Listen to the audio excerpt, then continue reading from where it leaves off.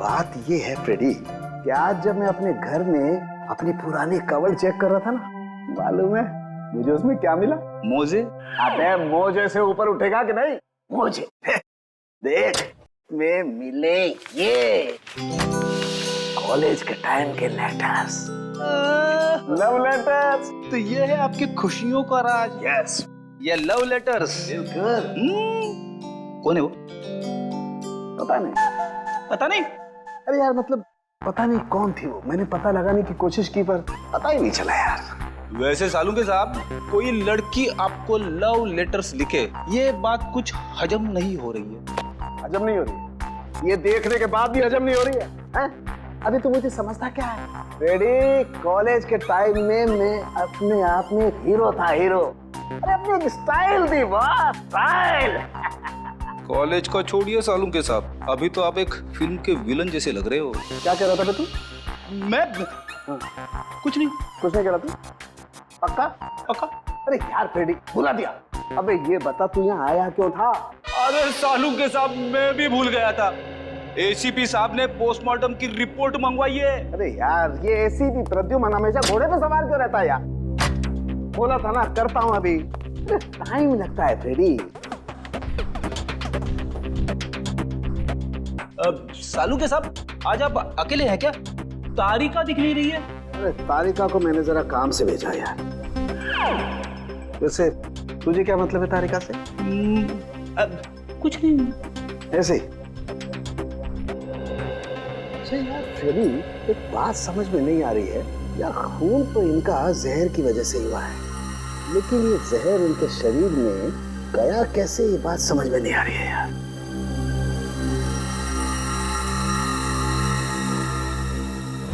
My God, ये क्या है?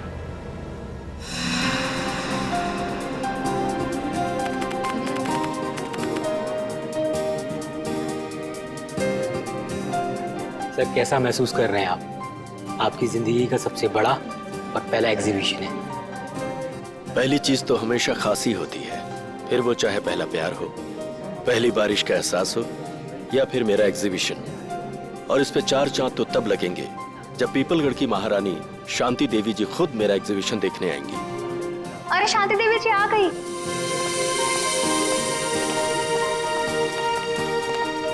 शांति देवी जी नमस्ते। मैं आपका बहुत आभारी हूँ जो आपने इस छोटे कलाकार के लिए अपना कीमती वक्त निकाला।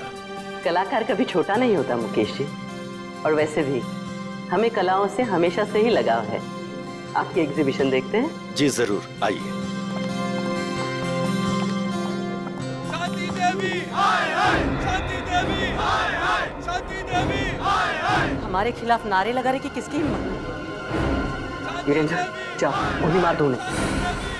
महारानी जी कैसी बातें कर रही हैं आप? हमारे देश में लोकतंत्र है, डेमोक्रेसी। ऐसे कोई कैसे किसी पर गोलियां चलवा सकता है? हम जानते हैं, इसीलिए अब हम यहाँ एक पल भी नहीं रुकेंगे। शांति देवी जी सुनिए तो। आपने क्या हमें यहाँ अपमानित करने के लिए बुलाया था मुकेश जी? आप फिक्र मत कीजिए, मैं उनको जाकर रोकता हूँ। इसका प्रबंध तो पहले कर लेना चाहिए था आपको। अब हम यहाँ बिल्कुल नहीं रुकेंगे। महारानी जी आप इस तरह से नहीं जा सकती।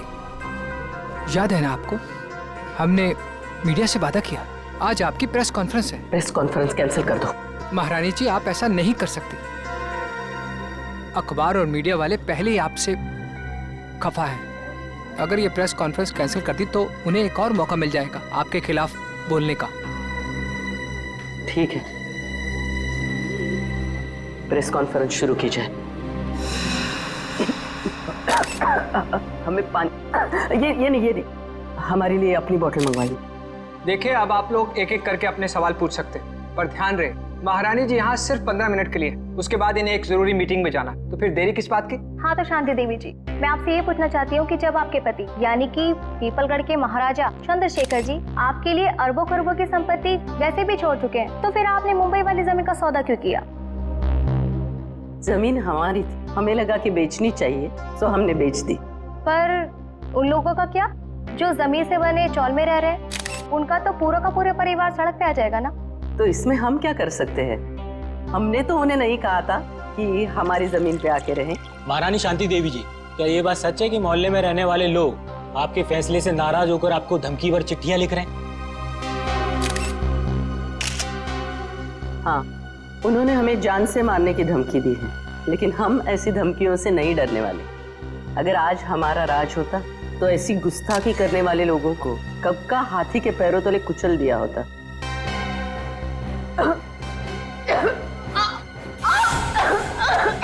अरे महाराज जी की तबीयत खराब हो रही है, जल्दी सामने, जल्दी। हेलो एम्बुलेंस, जल्दी जल्दी, बुलाओ सिटी हॉल, जल्दी।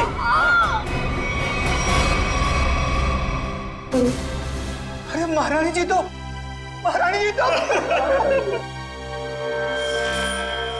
पूरा शरीर नीला पड़ गया है। मौत तो जहर से ही हुई है। मगर सर, इतनी भीड़ भाड़ वाली जगह में कोई जहर दे कैसे सकता है इन्हें?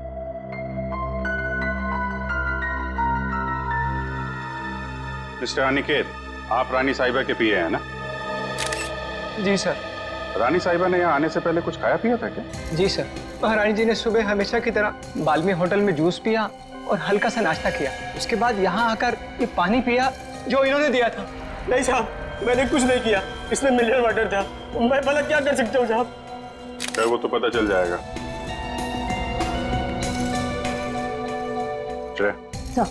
सारी चीजें फोरेंसिक लैब में भिजवा देना।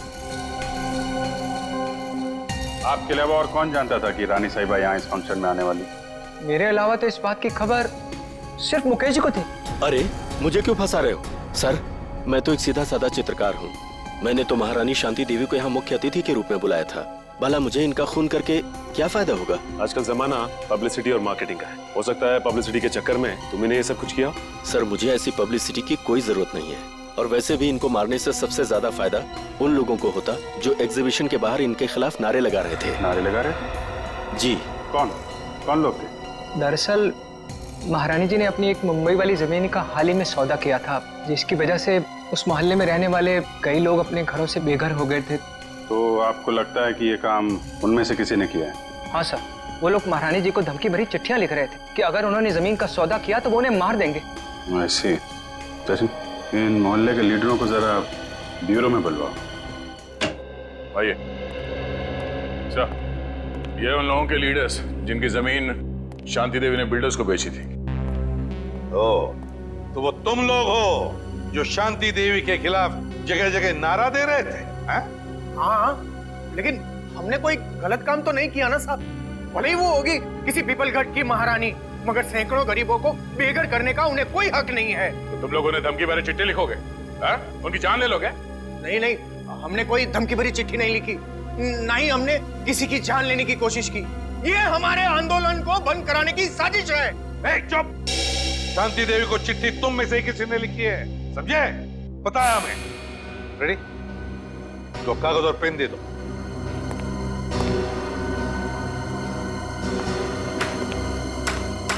इसका हम क्या करेंगे? अपना नाम और पता लिखो। साहब, मैं तो अपना नाम भूल गया साहब। क्या? खुद का नाम भूल गए? ठीक है, मेरा नाम लिखो। फ्रेडी, 305 सुख शांति बिल्डिंग, मलाड वेस्ट। अरे मुंह क्या देख रहे हो? लिखो, मलाड वेस्ट। तुम्हें क्या हो गया? तुम भी अपना नाम भूल गए क्या? नहीं, याद है। तो लिखो। तुमने अभी तक कुछ लिखा नहीं। मैं तो अंगूठा छाप हूँ, मुझे लिखना पढ़ना नहीं आता। अच्छा, अंगूठा छाप हो? जी। सुंदर नाम है ना तुम्हारा? जी साहब। पेशे से तुम एक जर्नलिस्ट हो, बीए किया है तुमने, और कई सालों से अपने मोहल्ले में 5वीं कक्षा से लेके 10वीं तक के बच्चों को क्लासेस देते हो। ये सब बिना पढ़े लिखे किया तुमने? क्यों? जी साहब, मैंने इस कुलदीप के कहने पे किया। फंसा दिया ना मुझे। अरे, एक मिनट। मैं बताता हूँ ये दरवाजा कैसे खुलता है। बट आ जा इधर, बता क्यों किया तूने ये सब? बोल। हाँ, शांति देवी को धमकी भरी चिट्ठियां मैंने ही लिखवाई थी, पर मैं क्या करता जब मैंने उन्हें अपने साथियों की तकलीफ बताई तो उल्टा उन्होंने हमारा ही अपमान कर दिया। कहने लगी कि चाल में रहने वालों से तो कीड़े मकोड़े अच्छे। ये सुनकर मेरा खून खौलने लगा, उबलने लगा मेरा खून। और खून इतना उबला कि तुमने खून ही कर दिया शांति देवी का? हाँ, मैंने मोहल्ले के हर एक इंसान के पास से 1,000 रुपए चंदे के नाम पर इकट्ठे किए और लक्की नाम के गुंडे को शांति देवी की सुपारी दे दी और उनको खत्म करवा दिया। मैंने सोचा शांति देवी खत्म हो जाएगी तो ये सारी समस्या ही खत्म हो जाएगी। किसी को मारकर समस्या का हल नहीं होता, समझे? ले जाओ इसे।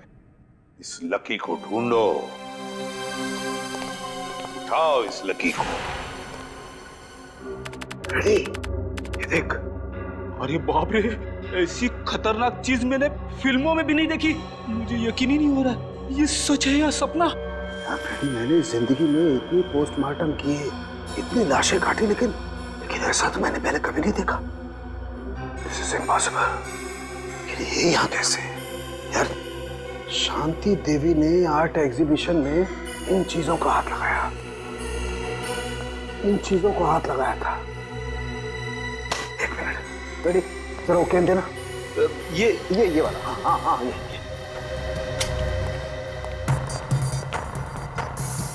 मैं एसीपी साहब को फोन करता हूँ। एसीपी साहब, जल्दी से फॉरेंसिक लैब में आइए, बहुत बड़ी गड़बड़ हो गई है।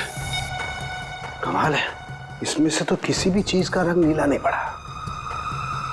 तो फिर ये इनके गले में आया कैसे? माय गॉड, इनके गले के अंदर सांप। बॉस, अपने सीआईडी के कैरियर में बहुत कुछ देखा, बहुत कुछ सुना, बस यही बाकी रह गया था। लोग तो सांप के जहर से मरते हैं, लेकिन इनके तो गले में मरा हुआ सांप। वही तो, एन गजब की पहली। ना जानकी देवी के खाने में सांप का जहर था, ना इनके शरीर पर कहीं पर भी सांप के डसने के निशान नहीं, और फिर भी एक सांप मिलता है इनके शरीर के अंदर, मरा हुआ सांप। सर, कहीं इन्होंने लंच में सांप तो नहीं खा लिया? नहीं फ्रेडी, नहीं। जरूर किसी ने किसी न किसी तरीके से, धोखे से इनके शरीर के अंदर एक सांप डाल दिया, सांप का जहर डाल दिया है, धोखे से। सर, उन किराएदारों ने बताया था कि उन्होंने शांति देवी को मारने की सुपारी लकी को दी थी। लकी? तो फिर अब लकी ही बताएगा कि शांति देवी के शरीर में उसने सांप डाला कैसे। क्या बात है बॉस, आप इतने परेशान क्यों? अरे राघव, घबराओ नहीं तो क्या करूं? सीआईडी वालों को लग रहा है कि शांति देवी का खून मैंने किया। मतलब शांति देवी का खून आपने नहीं किया? अरे मेरा दिमाग इतना खराब नहीं है राघव कि इतनी बड़ी हस्ती को मारने के बारे में सोचूंगा। मैंने तो सोचा था सिर्फ सुपारी के पैसे ले लूंगा और उन्हें मारूंगा नहीं, लेकिन मुझे क्या पता था कि वो सचमुच मारी जाएंगी और मैं फंस जाऊंगा। लेकिन सीआईडी तो यही सोच रही है कि खून आपने किया है। हाँ यार, इसलिए तो मैं ये देश छोड़कर जा रहा हूँ, और तुम लोग को भी जैसे मौका मिले ऐसी जगह चंपत हो जाओ जहाँ सीआईडी का हाथ तुम लोग तक न पहुंच पाए। बॉस, वो सब तो ठीक है, पर हमारा हिस्सा?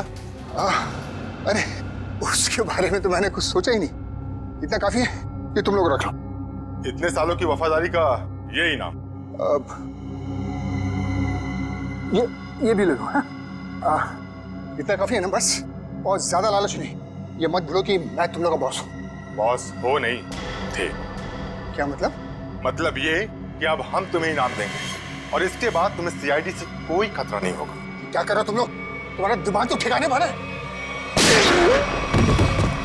सुनो, तुम ये पैसे आपस में बांट लो और किसी सुरक्षित जगह जाके छुप जाओ। क्या तुम्हें पैसे नहीं चाहिए थे राघव? पैसे बहुत है मेरे पास। मैं तो सिर्फ इतना चाहता हूँ कि शांति देवी के खून का केस तुम्हारी मौत के साथ बंद हो। मेरे साथ इतना बड़ा धोखा किया तुमने। कोई अपनी जगह से नहीं हिलेगा। सीआईडी, खून डालो इन्हें।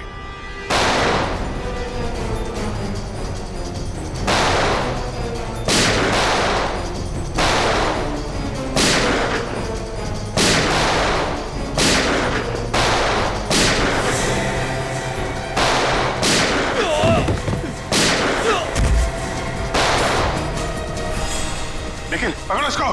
सर,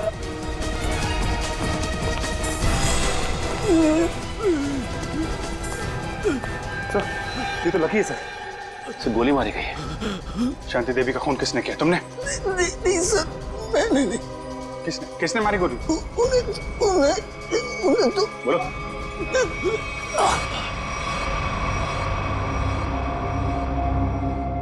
ये तो मर गया। सर, लगता है शांति देवी जी के खूनी ने इसका भी खून कर दिया ताकि हमें कुछ बता ना सके। भाग गया वो। सर काफी कोशिश की लेकिन हाथ से निकल गया सर।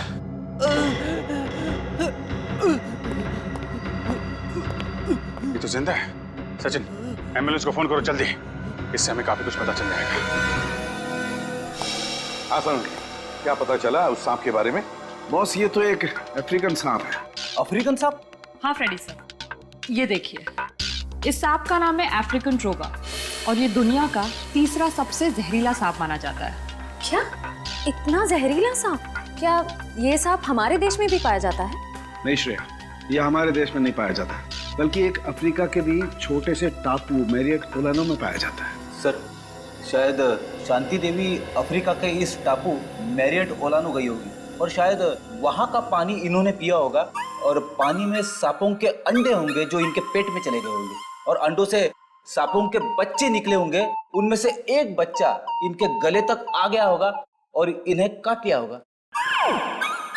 बोल बोल सारुण के बोल।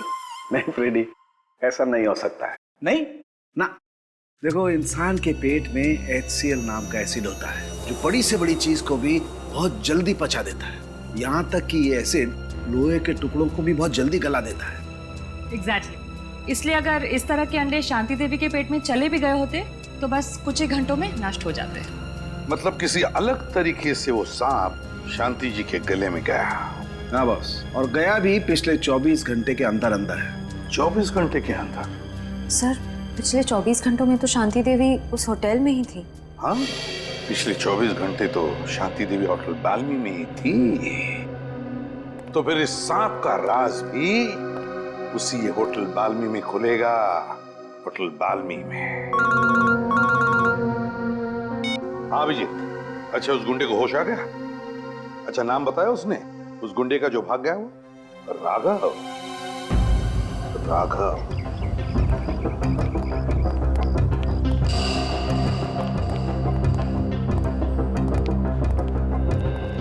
जी कहिए सर। सीआईडी? कुछ गड़बड़ हुई है क्या सर? शांति देवी आपके होटल में ही ठहरी थी ना? जी हाँ सर, शांति देवी इसी होटल में ठहरी थी। बहुत बुरा हुआ उनके साथ। जी हाँ, बहुत बुरा हुआ और हमें शक है कि शांति देवी के खून में आपके होटल में से किसी एक का हाथ है। निखिल, सारे स्टाफ को इकट्ठा करो। सर देखिए सर, गलतफहमी हुई आपको। हमने सातों ने बोला जो हम में से किसी का हाथ नहीं है इसमें। पता नहीं आप लोग ऐसे क्यों कह रहे हैं। पिछले 24 घंटे से वो आपके होटल में थी। यहाँ से सीधे आर्ट एग्जीबिशन में गई और वहाँ पे उनकी मौत हो गई, है कि नहीं? जी हाँ सर, वो यहीं पे थी। इसका मतलब तो साफ है कि उनके पेट में जो सांप मिला हमें वो आपके होटल से ही आया है। अरे नहीं सर, हमारे यहाँ तो चूहा और कॉकरोच तक नहीं है, तो ये सांप कहाँ से आएगा? सांप कहाँ से आया और कैसे आया ये तो हम पता लगा ही लेंगे। आप लोग किसी को किसी पे शक है? कौन कर सकता है शांति देवी का खून? साहब, मुझे तो लगता है केतन जी का हाथ है इस खून में। रमन, ये क्या कह रहे हो तुम? अरे मैंने तुम्हारी पेमेंट नहीं बढ़ाई तो इसका मतलब ये कि तुम मुझे सीआईडी के केस में फंसा दोगे? पेमेंट की बात नहीं है साहब, मगर आपने शांति जी के लिए नया लॉन्ड्री वाला क्यों रखा है? अरे मैं क्यों रखूंगा? मैंने किसी लॉन्ड्री वाले को नहीं रखा। एक मिनट, कोई नया लॉन्ड्री वाला आया था यहाँ पे? हाँ साहब, कल रात 9:30 बजे मैंने उसे शांति जी के कमरे में जाते हुए देखा था। जरा देखो, वो आदमी ये तो नहीं था? नहीं साहब, ये वो नहीं है जिसे मैंने शांति जी के कमरे में जाते हुए देखा था। इसे मैंने पार्किंग लॉट में देखा था। पार्किंग? मतलब राघव के साथ कोई और भी मिला है शांति देवी के खून में? उस आदमी ने लॉन्ड्री वाले के कॉस्ट्यूम पहन रखी थी। हाँ साहब। अपना लॉन्ड्री रूम दिखाइए। Please sir. ये रहा हमारा लॉन्ड्री रूम। ये पार्थो है, पिछले 5 सालों से हमारे इस होटल में काम कर रहा है। पार्थो, ये सीआईडी वाले। सीआईडी? पार्थो, शांति देवी का खून हो गया, मालूम है ना तुम्हें? साहब, उस खून में मेरा कोई हाथ नहीं है साहब। अरे भाई, वो सब हमें पता है कि तुमने खून नहीं किया। ये बताओ कि किसी नए लॉन्ड्री वाले को देखा क्या होटल में तुमने? हाँ साहब, एक आया था पर आज वो काम पर नहीं आया। शायद आप ही ने तो उसे काम पर रखा था साहब। पार्थो, ये कैसी बात कर रहे हो? इससे पहले मैंने किसी भी नए आदमी को अगर यहाँ पे रखा है तो सबसे पहले तुम लोगों से मिलवाया है। ना मैंने मिलवाया है और ना ही सर मैंने किसी को रखा है यहाँ पे। वो आदमी दिखता कैसा था? साहब, आदमी तो बहुत लंबा चौड़ा था पर उतना ही आलसी। रानी साहिबा के अलावा किसी भी कमरे की चादर बदली नहीं किया साहब उसने। अच्छा, तो आपने उससे पूछा नहीं कि वो बाकी कमरों की चादरें क्यों नहीं बदल रहा है? अब पूछा था साहब, अंग्रेजी में बोल रहा था और अंग्रेजी हमें आती नहीं। अंग्रेजी में पट्टी पढ़ा के निकल गया। काफी चालाक आदमी है। उस आदमी का स्केच बनवाना होगा तुमको, ठीक है? हाँ साहब। ठीक है। सांप उस आदमी ने यहीं कहीं छुपा के रखा था। साहब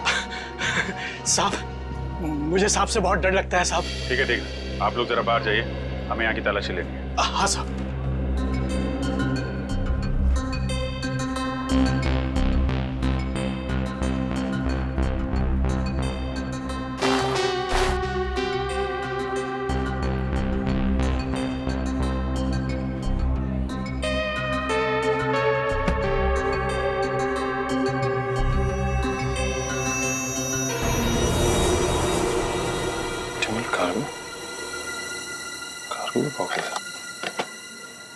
सर बॉक्स में है सर। ऑप्टिमल कार्गो क्या लाया गया इसमें? और तो ये इस डिब्बे के बारे में जानते हो? नहीं साहब। आप जानते हैं इस डिब्बे को? नहीं सर, इस बॉक्स को इससे पहले मैंने कभी नहीं देखा। स्प्रे निकालना सच।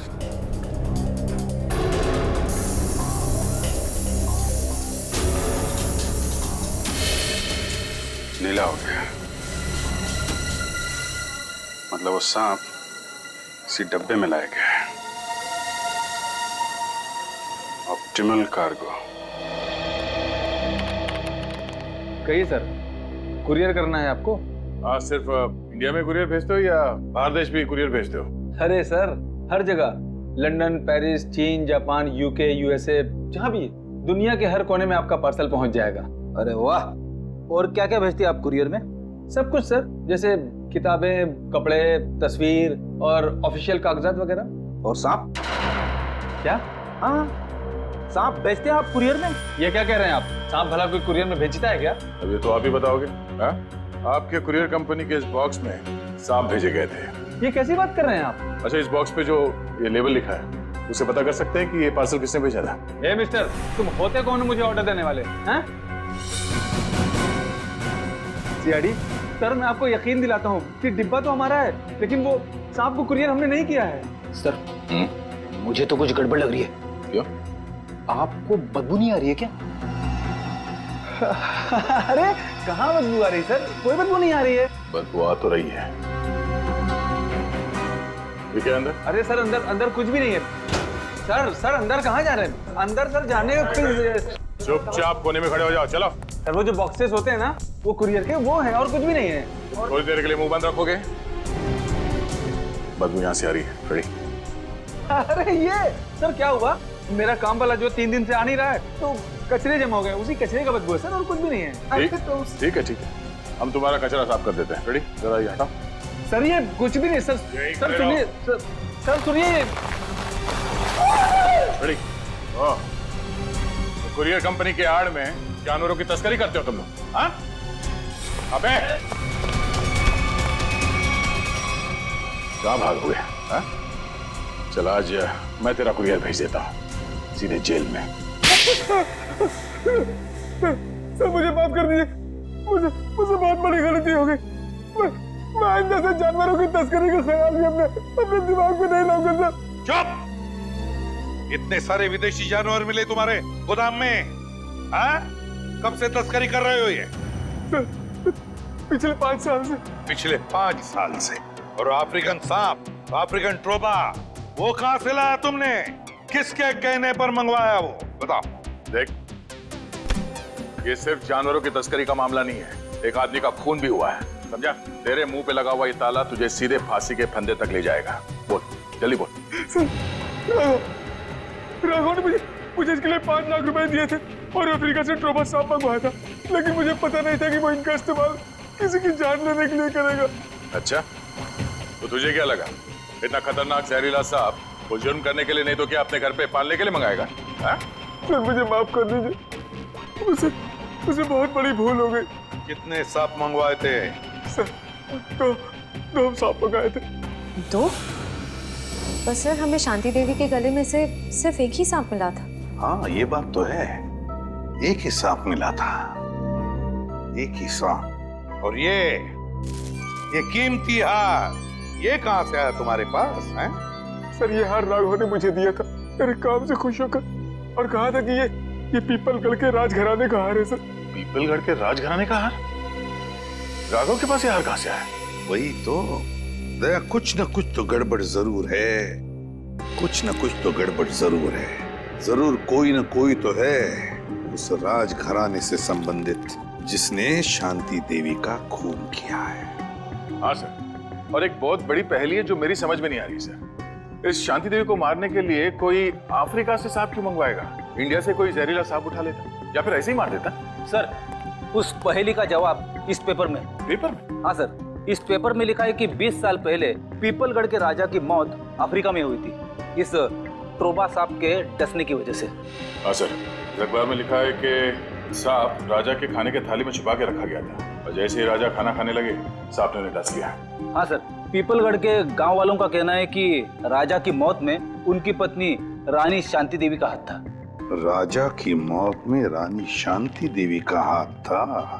तो फिर दया, अब 20 साल बाद कोई ना कोई तो है जो राजा की मौत का बदला लेना चाहता है, उसी सांप के डसवाने से जिस तरह से राजा की मौत हुई थी। पीपलगढ़।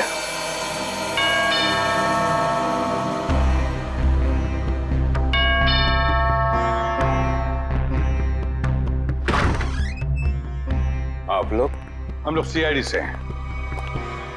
शांति देवी की मौत के सिलसिले में हम कुछ पूछताछ करने आए। अरे वाह सर, कितनी आलीशान हवेली है। राजे महाराजाओं की ठाट की बात तो कुछ और ही है। क्या नाम क्या है तुम्हारा? जी, मुरारी लाल। मुरारी लाल, एक बात बताओ, हमने सुना है कि राजा साहब की मौत में रानी साहिबा का कुछ हाथ था। क्या इस बात में कोई सच्चाई है? क्या लगता है तुम्हें? कुछ पक्का तो नहीं कह सकते साहब, लेकिन कहीं ना कहीं इस बात में कुछ ना कुछ सच्चाई तो जरूर है। बिना आग के धुआं नहीं उठता साहब। तुम्हारे हिसाब से यहाँ की रानी के पास कोई ठोस वजह थी राजा का खून करने की? जी हाँ साहब, राजा साहब की मौत के बाद सारी दौलत, सारी जायदाद रानी साहिबा की हो गई थी। इससे बड़ी और क्या वजह हो सकती है राजा साहब को अपने रास्ते से हटाने की? क्यों, दोनों को कोई औलाद नहीं थी क्या? नहीं साहब, इसी बात का तो दुख है कि राजा साहब के बाद इस वंश को चलाने वाला और कोई नहीं है। क्या हुआ था? सर, जरा ये पेंटिंग देखिए। होटल में उस लॉन्ड्री वाले का जो स्केच बनवाया था, वो स्केच इस पेंटिंग से मिलती जुलती है सर। ये देखिए। हाँ, लगता तो वही चेहरा है, सिर्फ इस स्केच में इस दाढ़ी की कमी है। ये तो राजा साहब की तस्वीर है, इन्हें मरे हुए तो बरसों बीत गए। अगर ये राजा साहब की तस्वीर है तो फिर हो सकता है ये स्केच राजा साहब के बेटे का है। नहीं, उनकी कोई संतान नहीं थी। पता नहीं क्यों मुझे लग रहा है कि ये हमसे कुछ छुपा रहा है। अरे नहीं साहब, मैं भला आप लोगों से कुछ क्यों छुपाऊंगा? देखो मुरारी लाल, तो कोई दूध के धुले नहीं हो। अगर यही बात होती तो तुमने अपना शक बोल के क्यों नहीं दिखाया पुलिस वालों को कि राजा साहब की मौत में शायद रानी साहब का हाथ है? साहब, हम इस हवेली के नौकर हैं। नमक खाया है हमने, जान दे देते, पर उन पर कोई आँच नहीं आने देते। तुम नमक का हक अदा करने की कोशिश तो नहीं कर रहे हो अपने राजा के बेटे को बचाने की? मैंने कहा ना, उनका कोई बेटा नहीं है। जरा महल देख लो, मैं आता हूँ अभी। हाँ सर।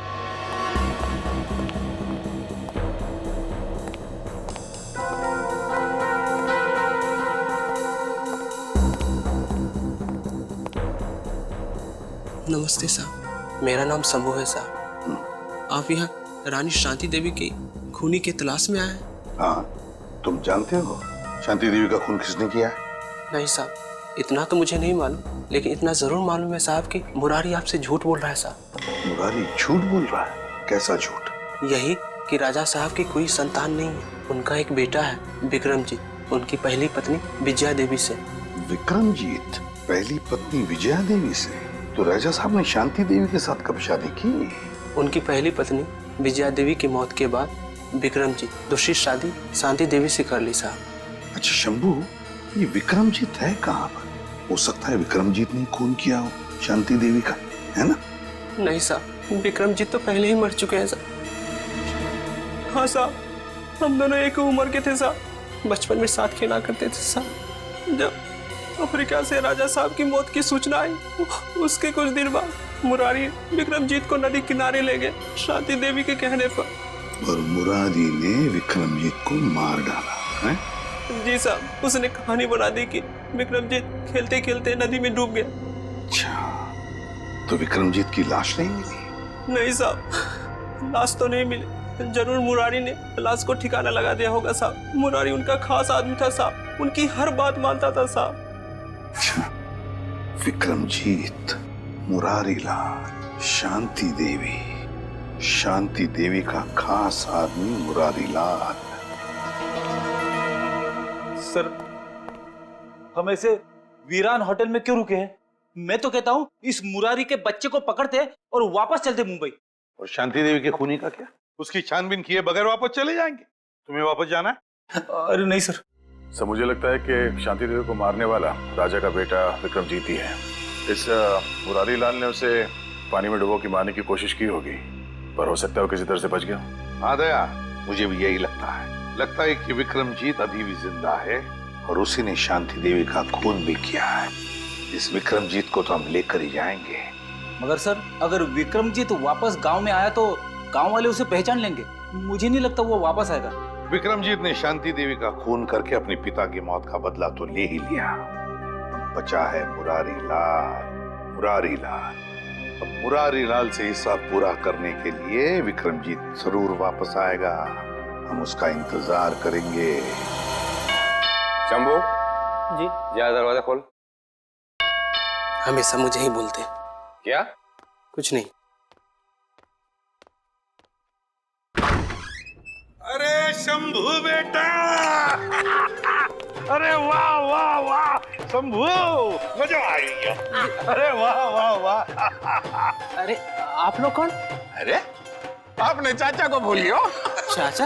अरे मेरे कोई चाचा नहीं। लो कर लो बात। अब आप बोलोगे कि आपका कोई चचेरा भाई भी नहीं है, यानी कि हम। अरे गुंगा भाई। अरे जब चाचा नहीं है तो चचेरा भाई कहाँ से आ गए? अरे ये लो, राजा साहब के महल में काम करने लगो तो भूल गए खानदान को। याद दिलाओ। अरे मैं आप लोगों के लिए चाय नाश्ता ले आता हूँ। आजा बेटा आजा। अरे आप लोग मुझे कहाँ ले जा रहे हैं? देख शंभू, घबराओ मत, हम लोग सीआईडी से हैं। तुम्हारा दोस्त विक्रमजीत वो जिंदा है। क्या? विक्रमजीत जिंदा है? धीरे से बोलो। जब तक ये विक्रमजीत मिल नहीं जाता हम लोग इसी हवेली में रहेंगे, समझा? उसने शांति देवी को मारा है और इस मुरारी लाल को मारने वो जरूर आएगा यहाँ। नहीं मानूंगा, चाहे कुछ भी हो जाए मैं हार नहीं मानूंगा। कुछ ना कुछ करके मुझे इस पहेली का हार निकालना ही पड़ेगा। मेरी बरसों की इज्जत दांव पर लगी हुई है। सर प्लीज थोड़ा आराम कर लीजिए। आप पिछले 36 घंटों से सोए नहीं है। कैसे आराम कर लूं तारिका, कैसे सो जाऊं? मैं झपकी भी लगाता हूं तो ये सांप मुझे सपने में दिखाई देता है। चलिए सर, शुरू से शुरू करते हैं। हाँ, ये सांप अगर होटल से ही शांति देवी के गले में था तो फिर इसने एग्जीबिशन में आकर ही क्यों काटा इन्हें? एग्जैक्टली। इसका मतलब क्या? इसका मतलब कोई तो था तारिका, कोई तो था जो उस सांप को कंट्रोल कर रहा था कि वो सही वक्त देखकर शांति देवी पे हमला करे, जबकि उसके हिसाब से लोहा एकदम गर्म था। और एक बात सर, खूनी ने अगर इस सांप को शांति देवी के गले में तब डाला होता जब ये जाग रही थी तो ये तो बहुत हल्ला मचाती, जरूर अपने आप को बचाने की पूरी कोशिश करती। बिल्कुल कोशिश करती। इसका मतलब जब शांति देवी पे हमला हुआ, शांति देवी सो रही थी और क्या? हाँ, और शायद गॉड। क्या सर? ओह माय गॉड, और शायद ये सांप भी सो रहा था। सांप सो रहा था मतलब? मिल गया तारिका, मिल गया। मुझे इस समस्या का हल मिल गया। मुझे भी बताइए ना सर। बताता हूं। देखो तारिका, ये सांप एक रेप्टाइल है, जमीन पर रेंगने वाला जंतु। रेप्टाइल्स कोल्ड ब्लडेड एनिमल होते हैं, शीत रक्तधारी जंतु। ये मौसम के हिसाब से अपने शरीर का तापमान बदल नहीं सकते, और इसलिए जब बहुत ज्यादा ठंड होती है ये सांप हाइबरनेशन में चले जाते हैं, शीत निद्रा में चले जाते हैं। ओह गॉड, इसका मतलब सर खूनी ने जानबूझकर इस सांप को ठंडी जगह पे रखा। बिल्कुल। ताकि वो हाइबरनेशन में चले जाए। यस। पर सर अगर ये सांप भी सो रहा था और शांति देवी भी सो रही थी, तब भी अपना सवाल तो वही का वही है कि ये सांप शांति देवी के खाने की नली तक पहुंचा कैसे? खाने की नली तक पहुंचा कैसे? एक मिनट, ये सांप शांति देवी की खाने की नली तक पहुंचा कैसे तारिका? ये शायद हमें इस सांप की चमड़ी बताएगी। एक मिनट, एक मिनट।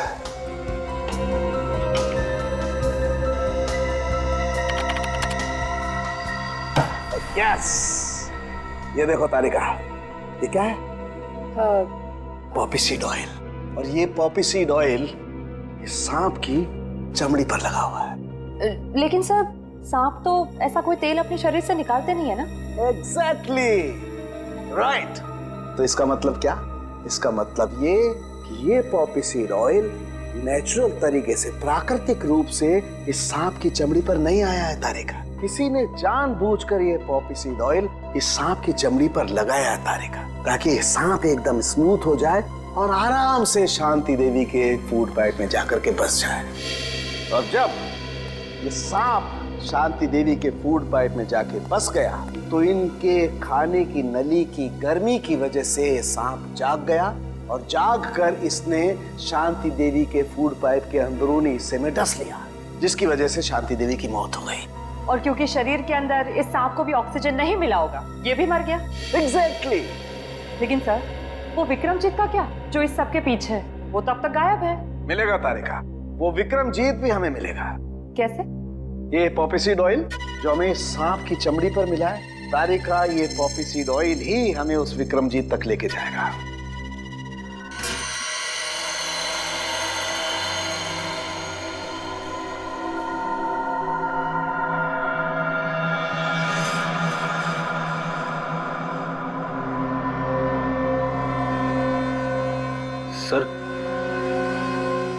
सर, हाँ, क्या हम लाइट चालू रखकर विक्रमजीत पर नजर नहीं रख सकते? क्यों फ्रेडी, अंधेरे से डर लग रहा है क्या? बिल्कुल नहीं सर, मैं तो विक्रमजीत को पकड़ने के लिए बड़ा बेताब हो रहा हूँ। सर, ये तो बर्तन गिरने की आवाज है। लगता है वो आ गया था। सर, आवाज किचन की तरफ से आ रही है।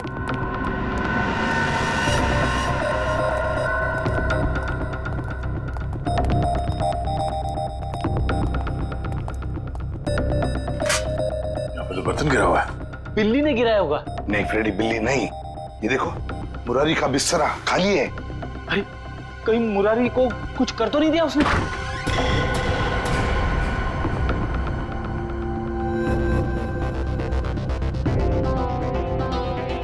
सर, ये तो अकेला है। मुरारी कहाँ है? रुक जाओ, मैं तो गोली चला दूंगा।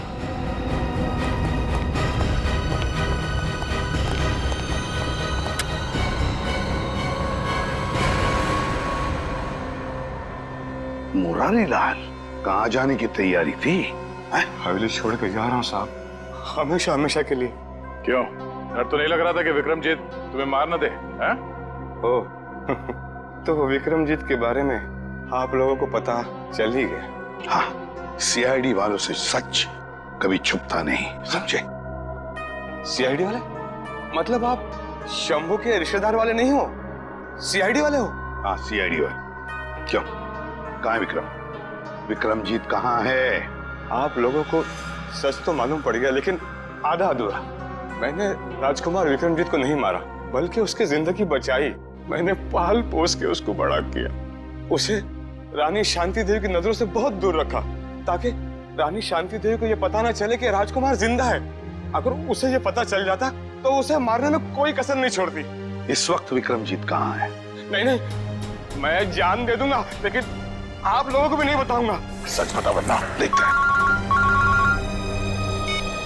आसान की बता जल्दी। यार, ये तो हमें भी पता है कि विक्रमजीत ने खून किया है, कुछ नई बात बता।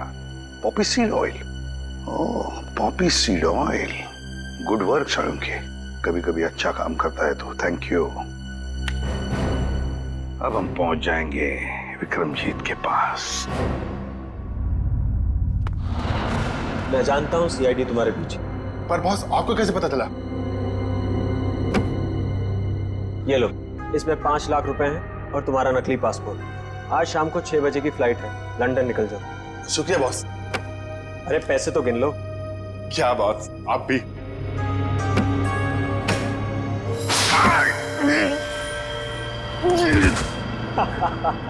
तुम्हें क्या लगा मैं तुम्हें लंदन भिजवाऊंगा? अब तुम सीधा नर्क की फ्लाइट पकड़ोगे। बड़ा धोखा। इसे कहते हैं बुरे काम का बुरा नतीजा। घबराओ मत, सांप के जहर की दवाई हम अपने साथ लेकर आए हैं। श्रेया, मुंह खोलो। सीआईडी? हाँ सीआईडी। क्यों, हमको देख के बहुत धक्का लगा पेंटर बाबू? तुम लोगों को कैसे पता चला कि इस सब के पीछे मेरा हाथ है?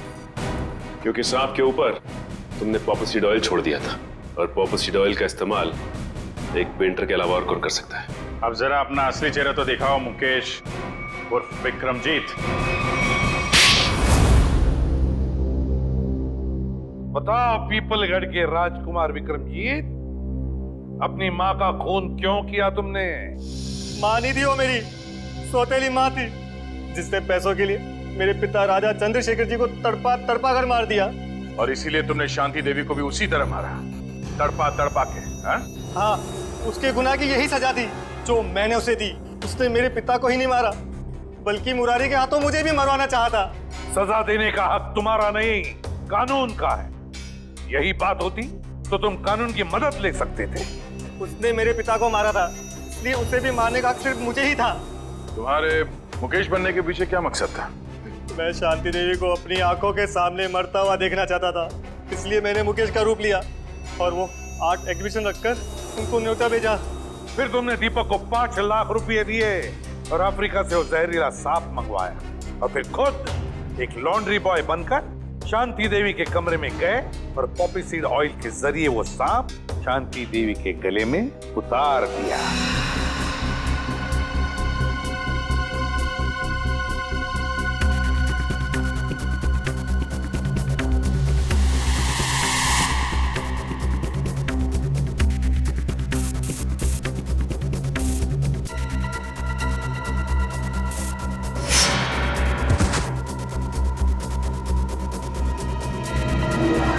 बचपन से मालूम था कि शांति देवी ने तुम्हारे पिता को मारा है, हा? तो फिर तुमने इतने सालों तक इंतजार क्यों किया और यही समय क्यों चुना शांति देवी का खून करने के लिए? क्योंकि मुझे सही समय का इंतजार था। सही समय का इंतजार, और तुम्हारा सही समय आ गया जब शांति देवी ने अपनी मुंबई की प्रॉपर्टी 300 करोड़ में बेच दी। विक्रमजीत, तुम्हें बदला नहीं चाहिए था, तुम्हें चाहिए था 300 करोड़ और वो सारी जायदाद, है ना? 300 करोड़ बहुत बड़ी रकम होती है, पर आपको ये कैसे पता चला? इस फाइल के जरिए। ये फाइल जो हमें तुम्हारे घर से मिली, इसमें है वो डीएनए रिपोर्ट, तुम्हारा डीएनए रिपोर्ट। विक्रमजीत, तुम जानते थे कि अगर इस जायदाद को कोई वारिस नहीं तो सारी जायदाद, सारा पैसा ट्रस्ट में जाएगा, और इसलिए तुमने प्लान बनाया और अपना डीएनए रिपोर्ट तैयार किया, ये साबित करने के लिए कि तुम ही इस जायदाद के असली वारिस हो। पर अफसोस, वो 300 करोड़ की लालच, वो जायदाद की लालच तुम्हें राजगद्दी पर नहीं, फांसी के फंदे पर ले जाएगी। फांसी के फंदे पर।